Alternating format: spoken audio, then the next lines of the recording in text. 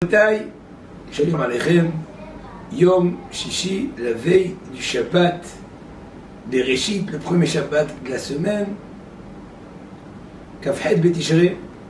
Continuons à étudier les lois du Shabbat, l'importance de s'habiller correctement, honorablement, et des habits spéciaux pour le Shabbat. Extraordinaire l'histoire qu'on raconte sur Rabbeinu Yitzhak, l'Uri Ashkenazi, le Ari Akadosh. On sait très bien qu'il recevait Shabbat avec ses élèves dans les champs, à l'extérieur de la ville de Safed, de Tzfat. À ce moment-là, un moment ultime où les montent de degrés, plusieurs Neshamot qui avaient besoin, plusieurs âmes, des âmes errantes, des âmes qui avaient besoin d'une réparation.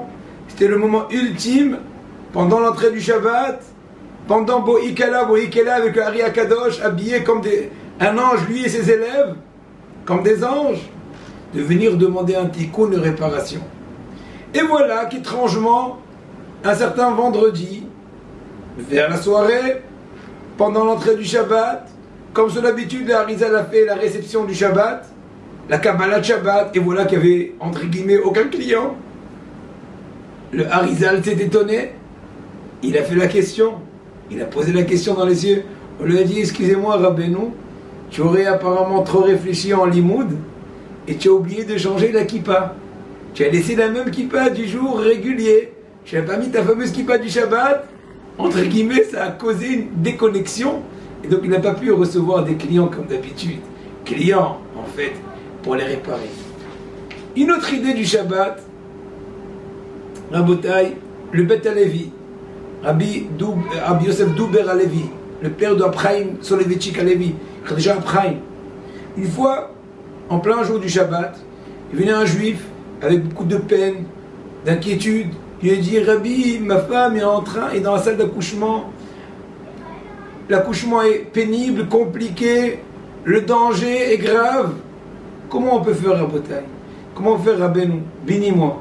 Il lui a dit, écoute, viens, assis-toi, réjouis-toi, profite, sois joyeux du Shabbat.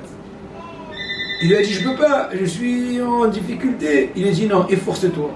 Reste besimcha. En fin de compte, après la Séouda, tout s'est bien passé. Et on a eu la bonne nouvelle que sa femme a accouché. Tout était très bien. Il a dit, Rabbi, dites-moi, c'est quoi votre secret? Vous avez dit un Shem à mes forages. Vous avez mis un camiel. Il a dit tout simplement, c'est un chazal méforage dans la Gemara qui dit que tout celui qui fait plaisir au Shabbat, on lui donne un héritage sans limite. Tout celui qui fait plaisir au Shabbat, on lui donne tous ses souhaits. Souhaitons à tout Am Israël une grande Yeshua, beaucoup de Ziyadat Ishmaïa, et ben Hashem Rabotai, qu'on puisse entendre Besorot Tovot, et que le Shabbat Bereshit, on commence l'année, ben Hashem a beaucoup de force. V'yinu am Adonai Eloheinu aleinu, ma'aseh Adel konu alayenu, ma'aseh Adel konenu.